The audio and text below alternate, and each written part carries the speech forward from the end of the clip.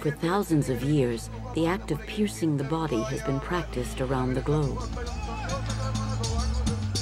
It has served as a rite of passage, a proud mark of tribal identity, and a religious act of penance.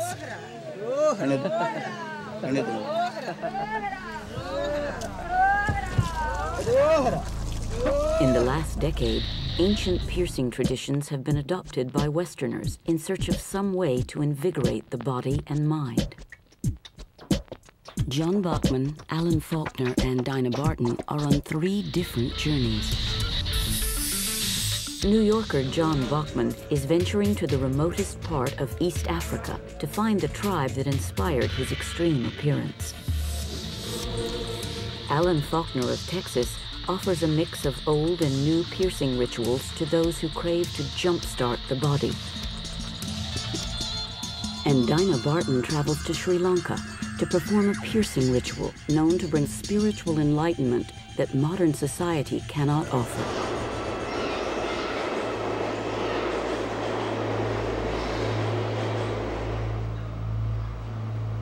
I'm the guy with the lobes. I'm the guy with the green hair. I'm the guy with the tattoos. John Bachman is a body piercer in New York City. People see me as that little white boy gone bad. Oh, his parents must have abused him. Oh, he's got to be on drugs. No, it's an age of nothing that exciting anymore. You seek the outrageous to feel more alive.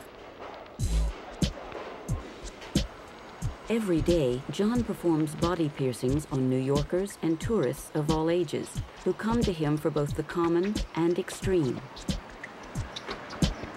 It's to break the monotony of mundane life every day, what we do. They come to me for that little thrill. How you doing? Good. What are you doing? Getting my ear done. Okay. Let me set you up with some paperwork. Cool. People come in, everyone's a little bit apprehensive. You could always tell. We're all scared of pain. Everyone is, be it emotional pain or physical pain. Would it lower the pain, like if you were to like pop some Tylenol before you got pierced? Advil if you wanted to, yeah. The conch, a piercing that punctures the ear cartilage with a 4-gauge needle, has taken traditional ear piercing to new levels. Relax, sweetie. I want you to turn your head that way. Yes, sir. I'm going to place this tube in the back of your head. You okay? Mm-hmm. You ready?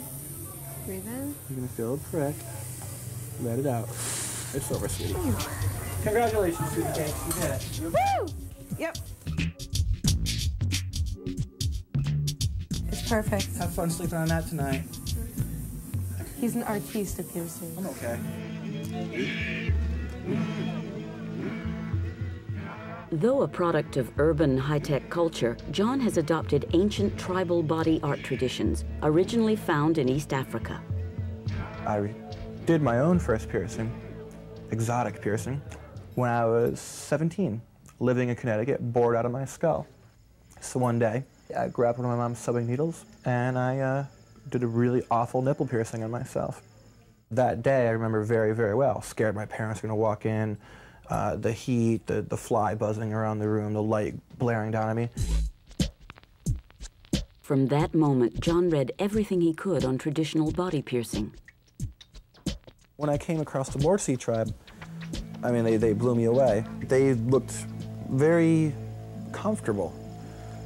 And I kind of started stretching my lip, and unfortunately, the price I paid for my decision was that people started treating me like a freak.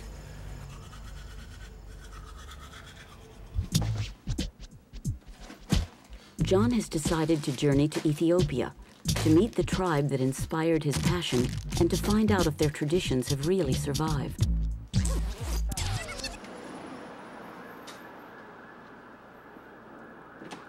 I'm going to Africa to see what I've always imagined about these people, if it really exists in the Morsi tribe. I'm just really hoping that they'll accept me in a way that no one in my own society has. Modern society has often associated John's look with the punk movement, a rebellious community that utilized piercing as a rejection of conventional values. But the roots of body piercing date back to the earliest of human cultures.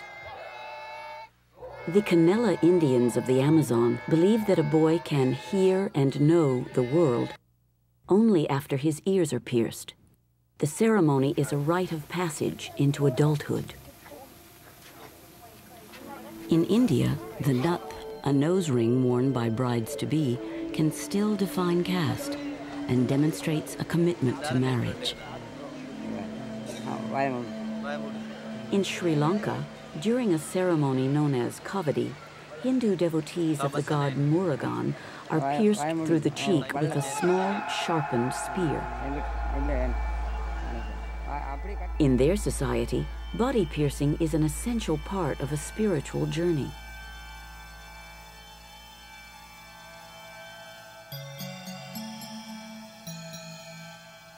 Dinah Barton is one of a handful of Westerners participating in a 40-day foot pilgrimage across war-torn Sri Lanka that ends at the holy city Kataragama. There, she will attempt to undergo the piercing. You know, some people, they have these wacko, big miracles happen. With me, it was just all these little things, just like push, push, push, push, push, push, push. Just, I had to go. Dinah, a former secretary, left her native England to come to Sri Lanka. Dissatisfied with Western materialism, she is looking elsewhere for spiritual fulfillment. In England, it's not cool to say, yes, God, I believe in God. This is not a cool thing. This is not the fashion at the moment. And so I'm very self-conscious. As I'm walking, they've taught me everything. My fellow pilgrims, I walk with them. And they teach me about the gods. Dinah is one of thousands of pilgrims paying devotion to the Hindu war god Murugan, who is believed to bestow boons to those who sacrifice for him. Devotees use the veil, a small replica of Murugan's spear, to pierce their flesh. They believe that the more painful the act, the more blessed they will be by the god. And they believe very strongly there's people going into trances, there's people, they're singing. They encourage you, they're pushing you. Every shrine is another push, every step is another step. Like Dinah, this man is proving his devotion to Murugan through a piercing ritual. The hooks in his flesh send a message of faith to the deity. I think he must have a very strong belief. And I think also he must have a lot that he wants. So he wants a lot, so he wants to give a lot.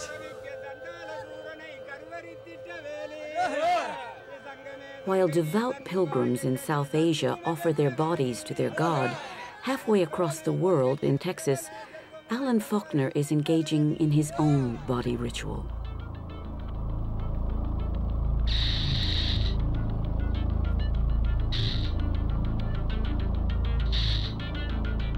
The body is nothing but a shell that I live inside of.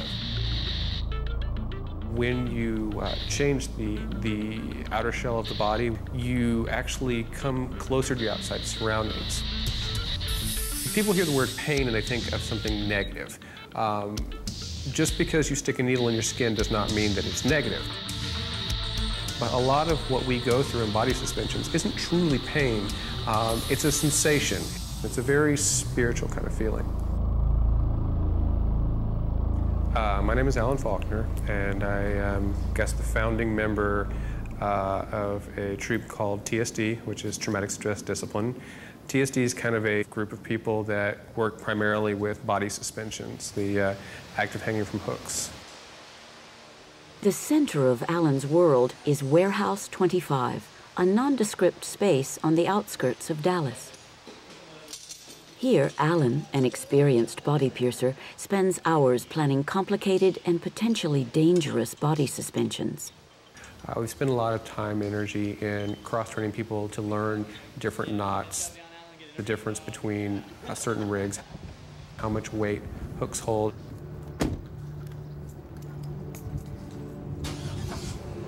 Today, Alan, who rarely undergoes his own body suspensions, is preparing to suspend 3 of his closest friends, who will come to Dallas this weekend for the experience. Fisherman? Yeah. Well, you're the preteen. Not really a fisherman. I'm looking for stainless steel salmon hooks. These are 7/0. I'm looking actually for 8/0, 9/0, or 10/0. Yeah, we don't carry anything larger than that in this area. Yeah. It's not really a called-on hook very much. Right. What are you fishing for, salmon? No, not really. We hang people from flesh hooks.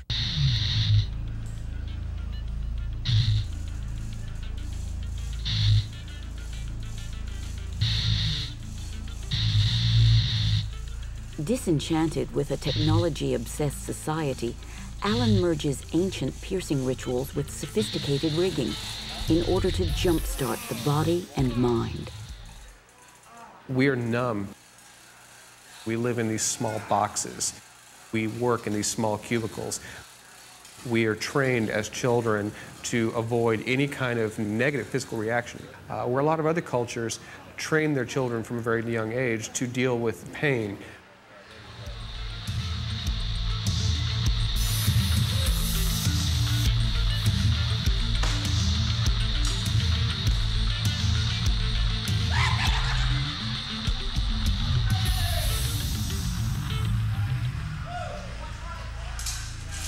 Once you're able to let go and hang freely, mentally, emotionally, and ultimately spiritually, you have made an enormous leap, and it makes you a stronger person internally, very much so.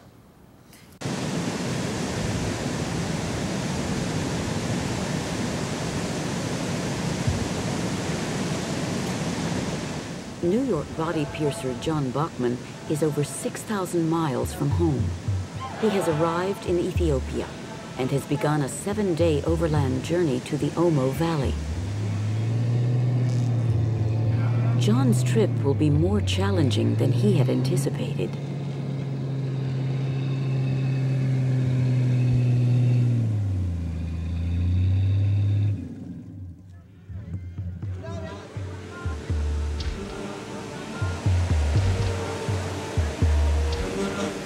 In Mursi village, he hopes to find acceptance by the Mursi tribe, which has inspired him to radically modify his appearance. I'm thrilled to go. The tribe's there. They have their own lip plates, the stretched earlobes, massive scarification. And it's going to be amazing to be, instead of being in a museum and looking at pictures or models or mannequins, it's going to be the real deal.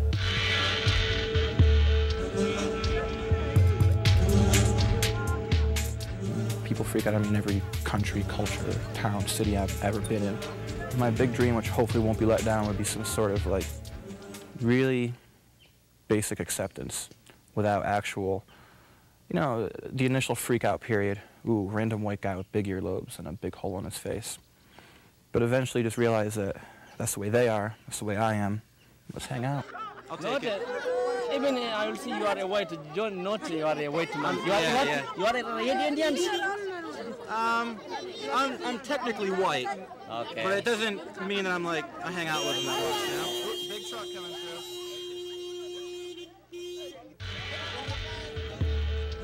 But to John's disappointment, Ethiopians, increasingly adopting Western customs, are reacting to him with the same shock he has encountered at home.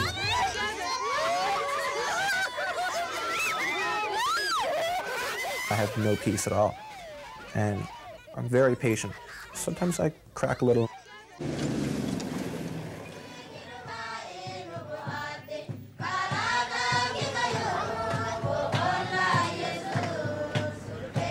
To arrive in the arid Gama-Gofa region inhabited by Ethiopia's tribes, John must drive for 5 days straight.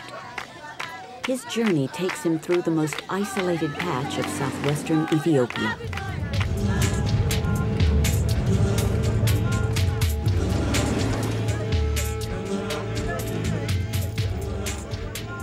On his way to Mursi village, John has run across the Karo tribe.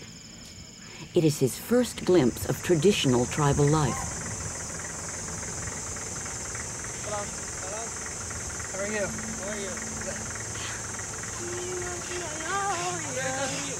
How are you?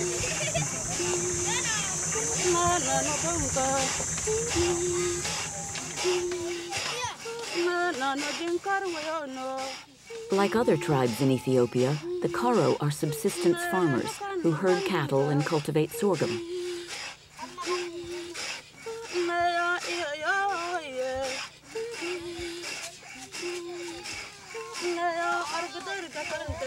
Neighbors to the Mursi, the Karo undergo their own piercing.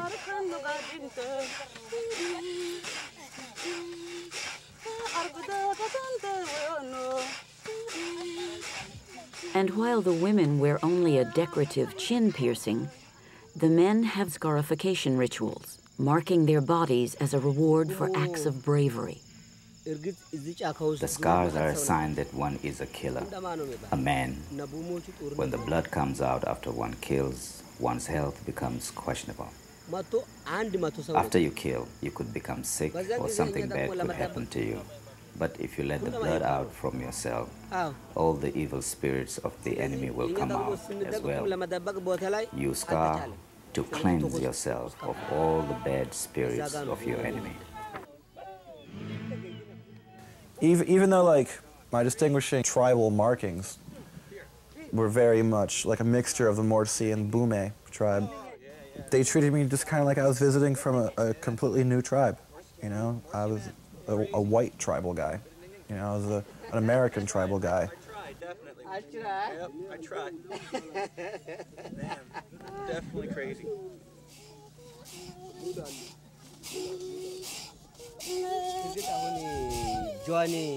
Of course, John looks like Mursi. John's hair is Mursi. His ears are Mursi. His lips are Mursi. Everything about him is Mursi. He's on his way to Mursi country now. And when he leaves Karo village, we will consider him a Mursi as well. I could see the comparison to a Mursi, but to be honest, I was just happy for the acceptance. Tomorrow, John will continue on to his next destination, Mursi village.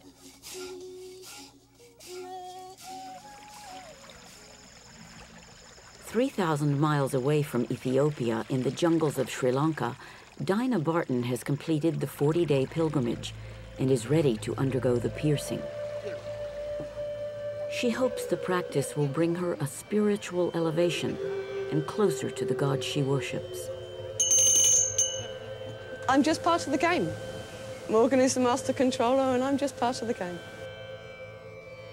But for this to happen, now I feel, oh, okay, it's going to happen.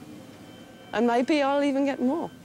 Maybe it'll be, my state of surrender will be deeper enough to allow this spirit to come. We shall see. Tonight, she will meditate and prepare for tomorrow's piercing ceremony. But as night falls, feats of penance will continue without her. Buddhists, Christians, and Hindus alike dance themselves into a frenzy, succumbing to a trance-like state. After midnight, hot coals are prepared, and devotees walk on fire. Sri Lanka's indigenous people, the Vedas, perform Kiri Kora, a ritual which climaxes when they douse themselves in boiling milk.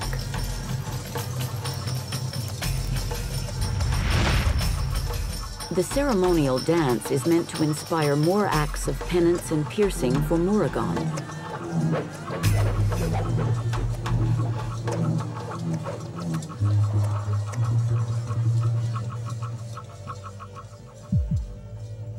Along with Hindus, Muslim Sufis begin Ratib, a mystical purification ritual performed within the walls of the mosque.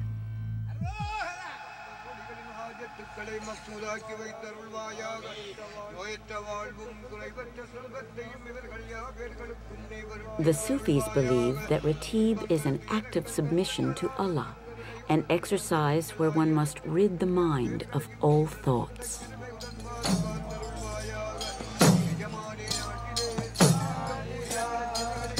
When the mind is empty, the state of grace is attained and the piercing of the flesh begins.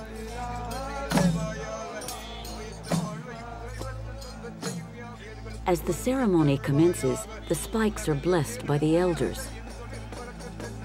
Ratib began over 500 years ago, and each man who performs the ritual vows to do it until his death.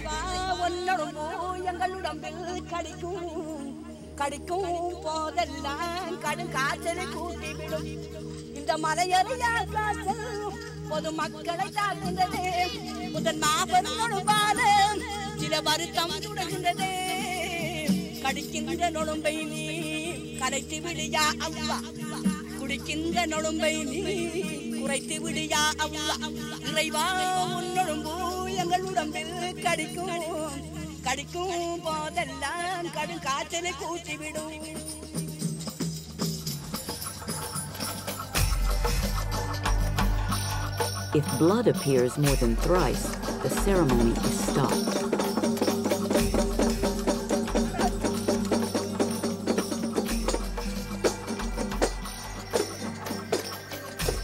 The spikes are not boiled in water or disinfected in any way.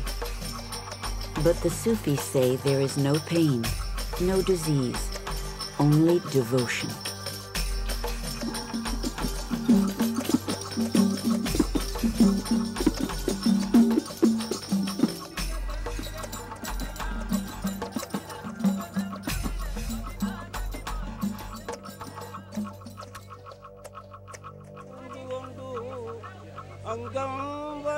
The morning after the Muslim ritual, the moment of Dinah's cavity piercing has arrived.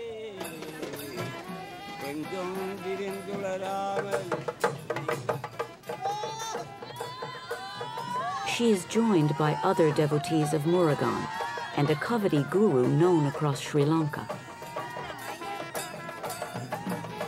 The guru is believed to put those he touches into a state of trance and possession by the gods.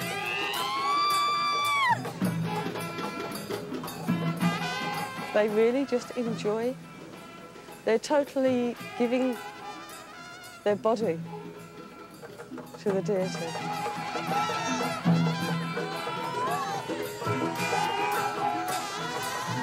Blood rarely appears during the cavity piercing. Hindus believe that if one's devotion is pure, he or she will not lose blood or feel any pain at all.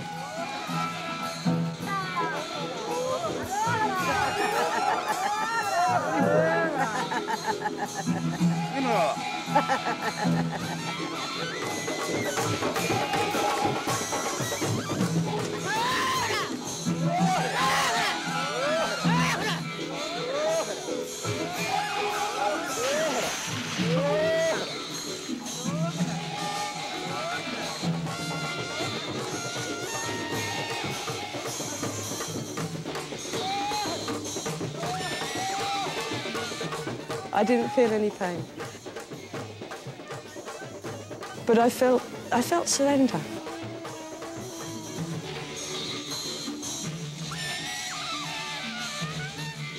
I'm dancing around, and it was fantastic.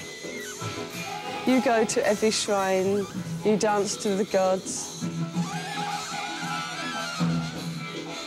And we went around, and we went to all the shrines, and the world was different. A magical world. Beautiful, beautiful. This is not subtle. I can't say it's a dream. I can't say it didn't happen. It's confirmation to myself that this is possible. That if you do surrender, anything is possible. I'm not the body. I'm a part of God.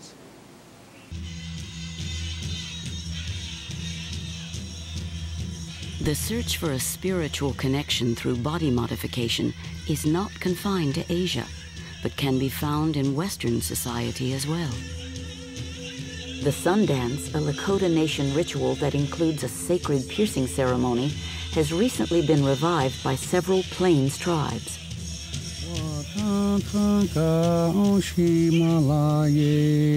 While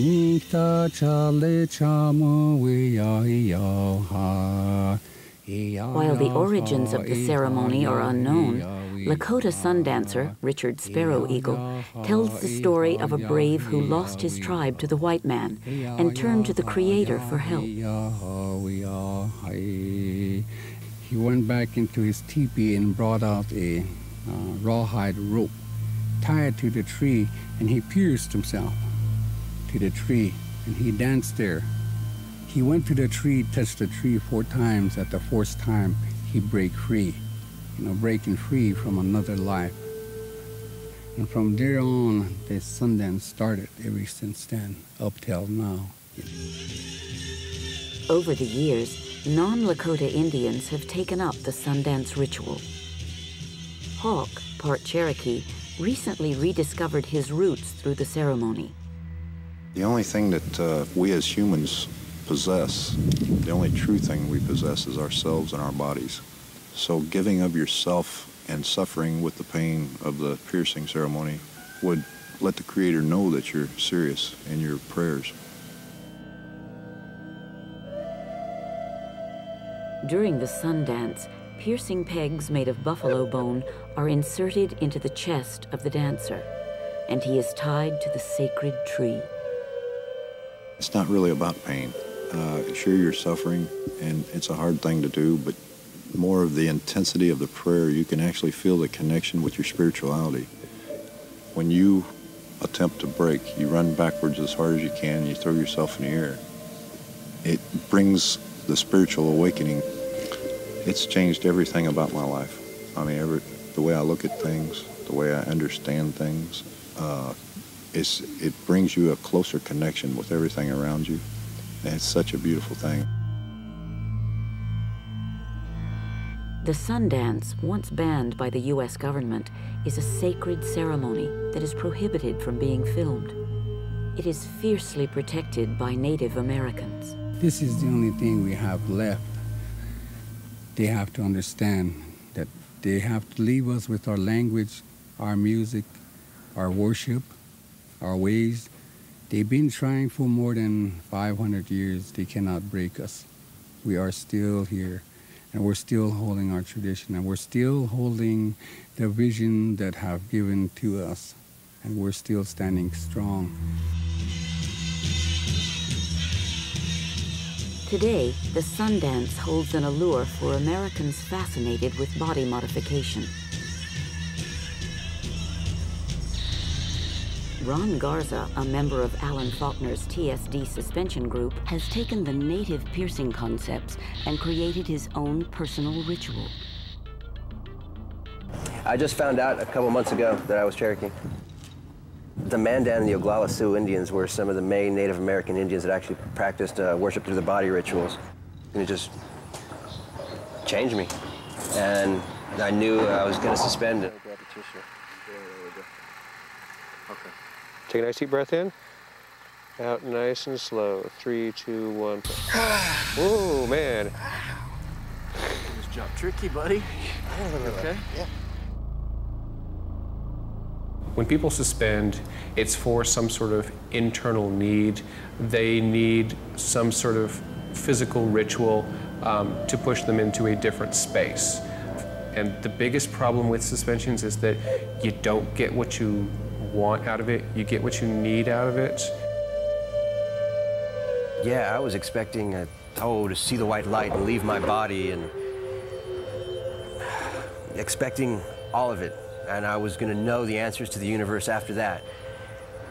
That was what I needed at the time. And I mean, everything up to this point has gotten me to where I am now. I mean, it was what I needed.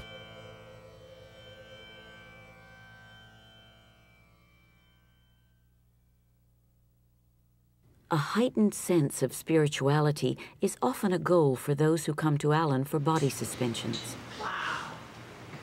It looks very intense.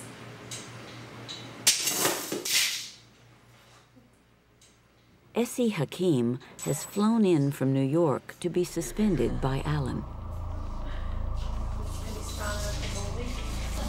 She hopes for a spiritual experience.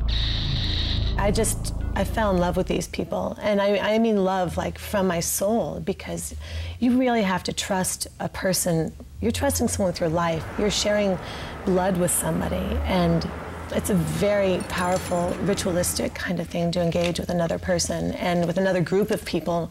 Needless to say, it makes a very tight bond.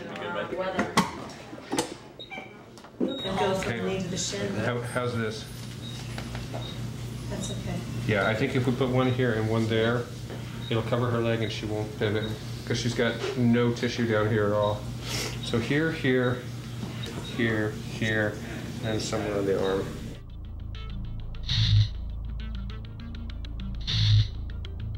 Today, Essie will undergo a coma-style suspension, which requires 12 hooks. All right, take a nice deep breath in. Exhale nice and slow. 3, 2, 1, push. You're piercing the flesh, you're piercing the shell of a person, and you're penetrating to the soul.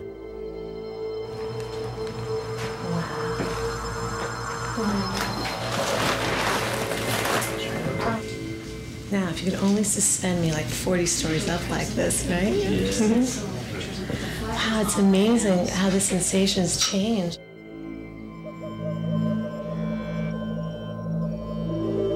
Multiple points like this it's a floating sensation. This has very little adrenaline. It's most an endorphin rush, and you feel like you're floating. You feel extremely high.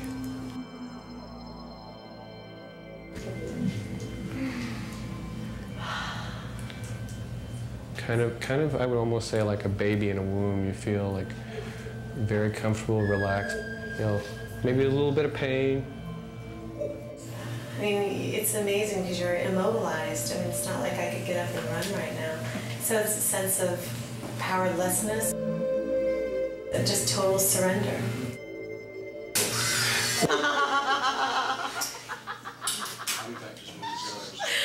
Wow, that's freaky. Whoa. When you come down, you kind of like go from that euphoric kind of, energy of, floating and flying to coming down to like warm hugs and kisses and a shared energy that's down there, but it's grounded. It's like, again, like bringing two worlds together. John has reached the Omo Valley in the southernmost part of Ethiopia. He is only 50 kilometers from Mursi territory.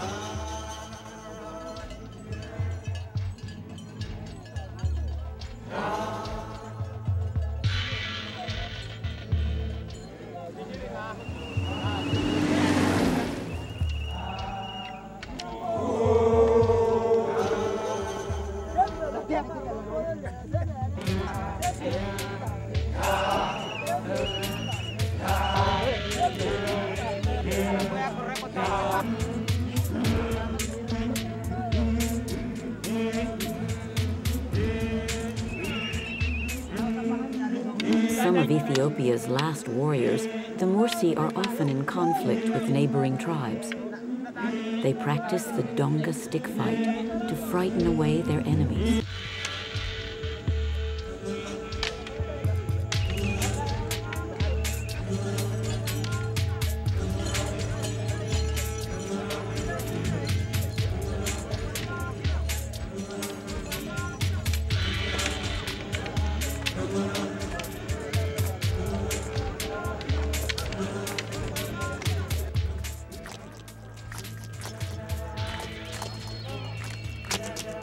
John finds the Mursi in the swamplands, where they have moved to escape the current drought.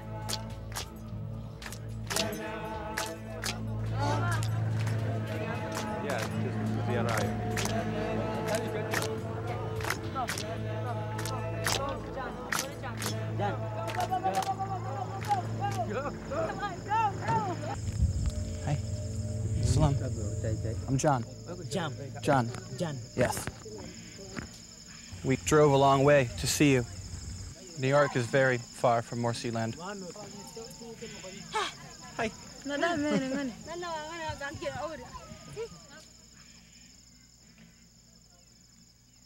The first encounter with Mursi was just like, first we were excited and intrigued to see someone with big earlobes and a tiny lip plate who's very colorful.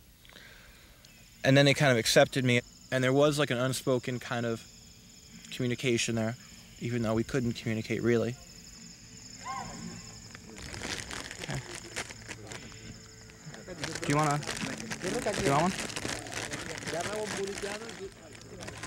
Yeah, it's like you take that part off for shaving. Yeah, that way the blade is safe.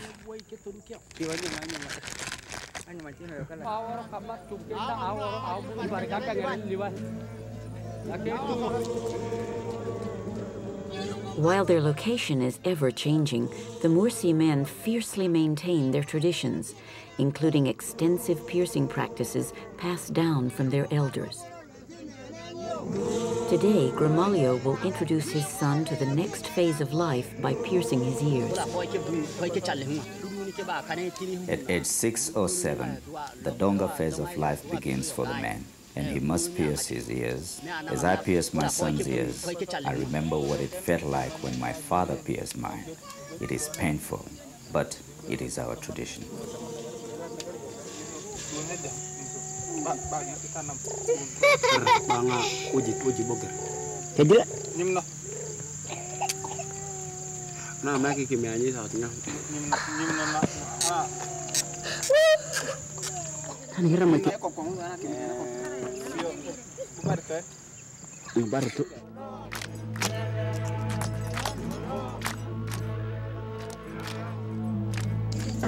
You did good. You did good. Didn't seem too good. Yeah. The ear-piercing tradition is very much alive among the Mursi, but it is the practice of piercing the lip that is unique to the tribe. The lip plates on the women were spectacular. They're amazing, they're beautiful. Even out, I was warned about how unsightly they can be out, but I still found a beauty in it. I mean, my own lip piercing, people pick on me when I don't have jewelry in it. Those women, their sheer presence was just so powerful. Look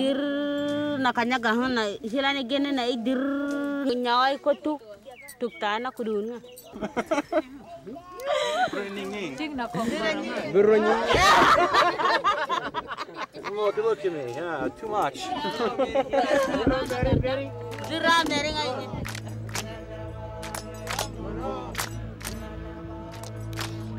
Some believe the Mursi began the tradition of piercing and stretching the lip as a way to discourage slave traders from capturing them. Recently, the Ethiopian Ministry of Health has encouraged the Mursi to give up the tradition.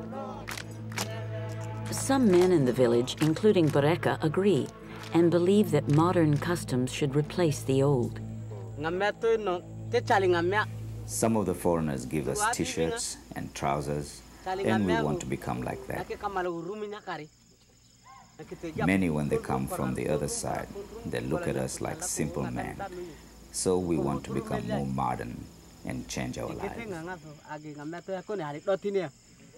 The t-shirts, the hats, the Nikes, you know, they're not savages.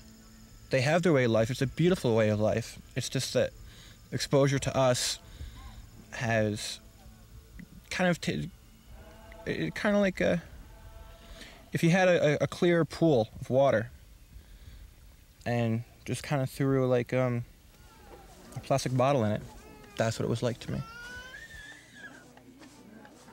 Today, Nailu, recently married, will have her lip pierced to make way for the plate. Her decision has caused a conflict with her husband, Bareka. I like the girls without the plate, but she wants it. She asked me to have a plate, so I gave her my permission, but I prefer she doesn't wear the plate.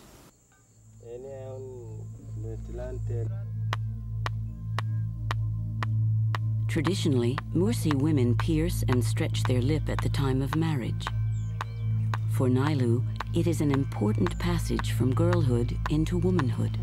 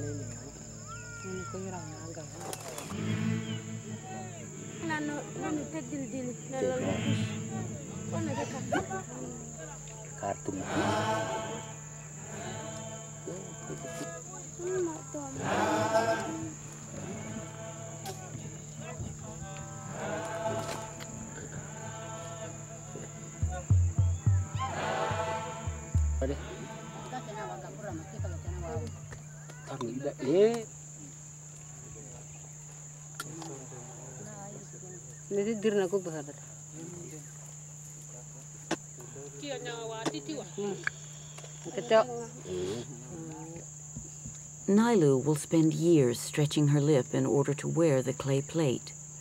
But as roads are built and more tourists come through, she may be among the last of the Mursi women to carry out the tradition.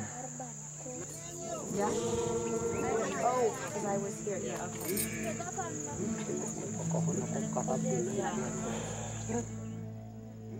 I thought it was a little sad that the lip plate is going to be dying out soon. I just found it ironic, you know, that these people want to leave behind their tribal customs and become more modern. But I find myself developing more joy by taking a step back and being a little more unmodern.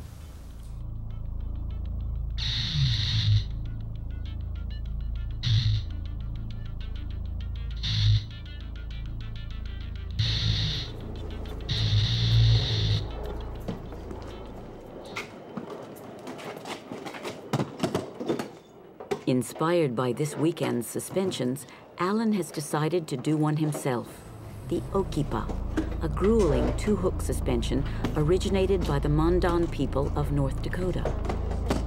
He has tried the suspension unsuccessfully before. It was a nightmare. Everything that could go wrong did go wrong. I had no good practical information, ended up hurting myself really bad.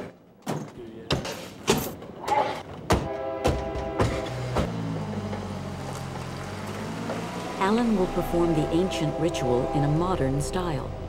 He will suspend himself from a freeway overpass near downtown Dallas.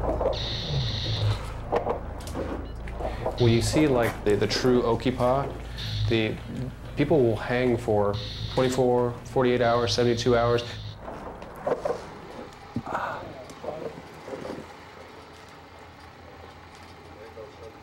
ahead and give me a good deep breath in. Exhale nice and slowly.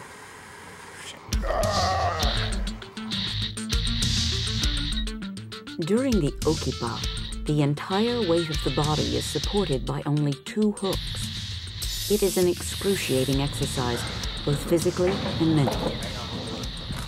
Well, also you're trying to stay up, lean back with it. I mean, lay your head back and don't try to fight it. No, it's not that easy, Ron. No, I believe it. I totally believe it, but still, I mean, when you're standing up, you're not going to be able to pull yourself up. See, my arm's up. Yeah, give you a whole lot less with my arms down. Yeah, because you're able to breathe more. It's opening your lungs. It's not breathing, it's pain.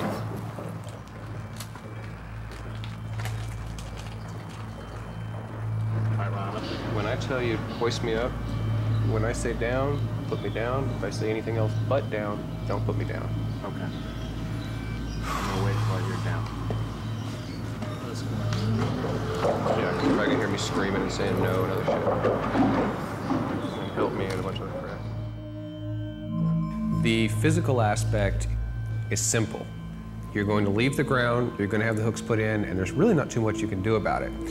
The mental aspect of letting go and dealing with the reality of the fact that you're going to be off the ground and your body's going to be hanging from nothing but hooks is very, very difficult to deal with.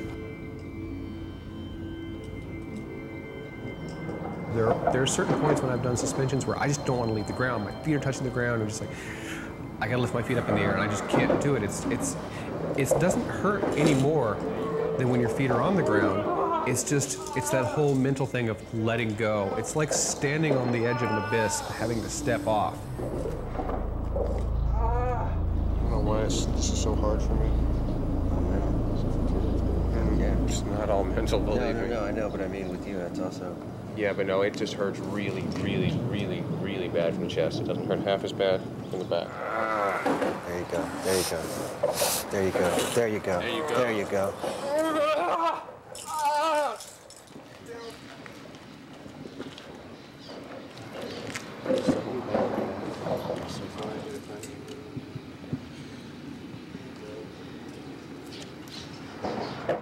Alan is unable to endure the pain of the suspension.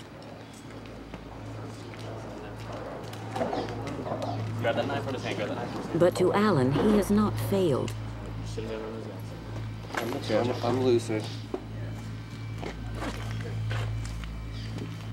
I come from a very strange past. I was always the kid in school with the glasses and the pocket protector and the runny nose. And I feel now as an adult, I'm an extremely powerful person. And I do base a lot of that on the suspensions I've done. There's very little that I cannot do if I set my mind to it.